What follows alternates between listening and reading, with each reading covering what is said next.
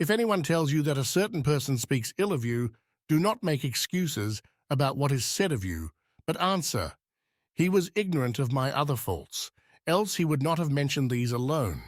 Wealth consists not in having great possessions, but in having few wants.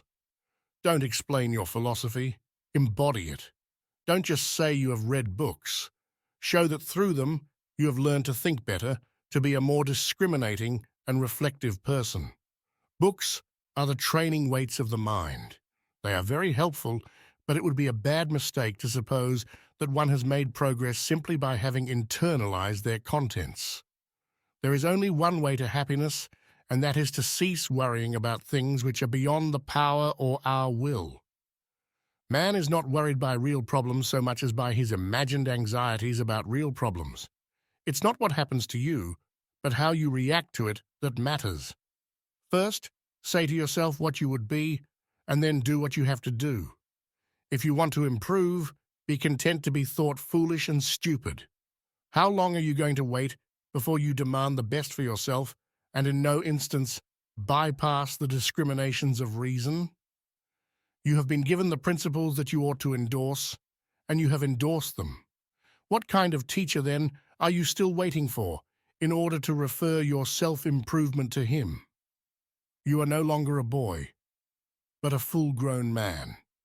If you are careless and lazy now and keep putting things off and always deferring the day after which you will attend to yourself, you will not notice that you are making no progress, but you will live and die as someone quite ordinary.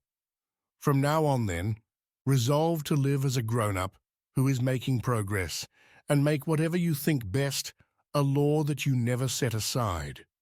And whenever you encounter anything that is difficult or pleasurable or highly or lowly regarded, remember that the contest is now. You are at the Olympic Games, you cannot wait any longer, and that your progress is wrecked or preserved by a single day and a single event. That is how Socrates fulfilled himself by attending to nothing except reason in everything he encountered. And you, although you are not yet a Socrates, should live as someone who at least wants to be a Socrates. Any person capable of angering you becomes your master. He can anger you only when you permit yourself to be disturbed by him. The key is to keep company only with people who uplift you, whose presence calls forth your best. He who laughs at himself never runs out of things to laugh at. It is impossible for a man to learn what he thinks he already knows. Freedom is the only worthy goal in life. It is won by disregarding things that lie beyond our control.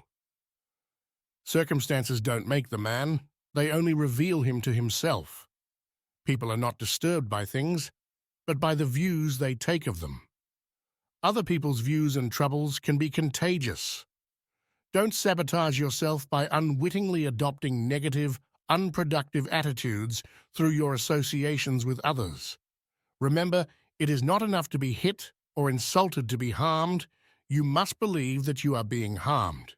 If someone succeeds in provoking you, realize that your mind is complicit in the provocation, which is why it is essential that we not respond impulsively to impressions.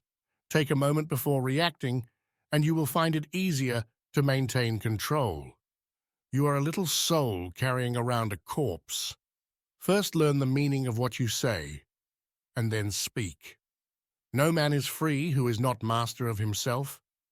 I laugh at those who think they can damage me. They do not know who I am. They do not know what I think. They cannot even touch the things which are really mine and with which I live.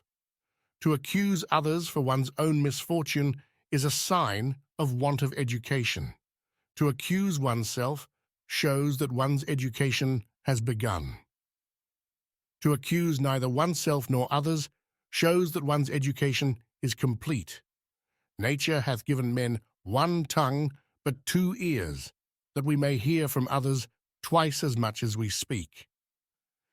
He is a wise man who does not grieve for the things which he has not, but rejoices for those which he has.